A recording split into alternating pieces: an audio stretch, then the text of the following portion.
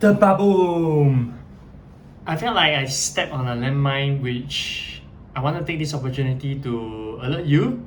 And if your favorite investment strategy is to DCA, you might want to watch till the end to determine if you still want to DCA. As of recording, I'm a Keppel DC REIT shareholder, thus practice independent thinking.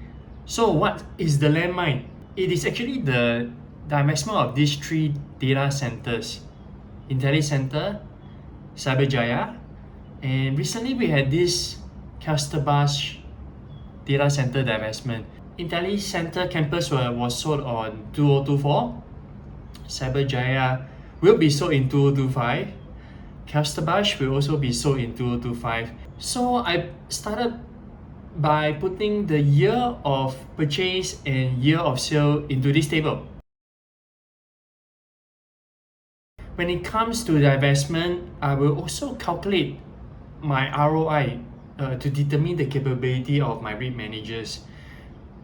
Common thinking should be we should have made a paper profit from the time that we purchased this data center.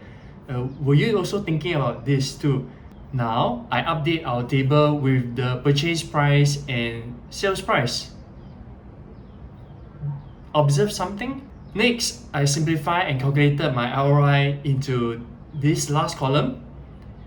And the question would be, why would Intellicentre be a positive return while Cyberjaya and Kelsterbach had negative returns? Now I add this new data point into this table, which is the number of clients. And all three centers have one client at the point of their respective divestment. So why would Intellicentre still be a positive return? Next, I added another data point, which is the WALE on year of divestment. So you can see that Intellicentre had 17.5 years. Cyberjaya and Kelsterbach had only 2.5 and 1 as its WALE. So is this forming a pattern? Now, I'm thinking of the conditions that will set off future landmines. 1. Which data center have one client, and which of its WALE is the shortest? Because will my Keppel DC REIT manager sell more assets at a loss from its purchase price? We want to see which data center has only one client and the WALE. We identified Cyberjaya and Kelsterbach earlier, and in fact, I'm on a lookout for Milan and GV7 data center that's located in UK, as both WALE is short. But why would this matter? Because my goal is to increase the distributable income so that I, as a unit holder, receive increasing payouts.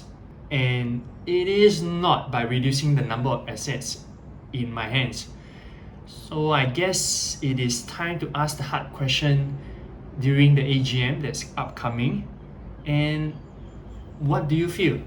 You can share yours in the comments. Meanwhile, you might want to watch this video about the tenant concentration risk that you need to know before you buy any REIT which has data centers.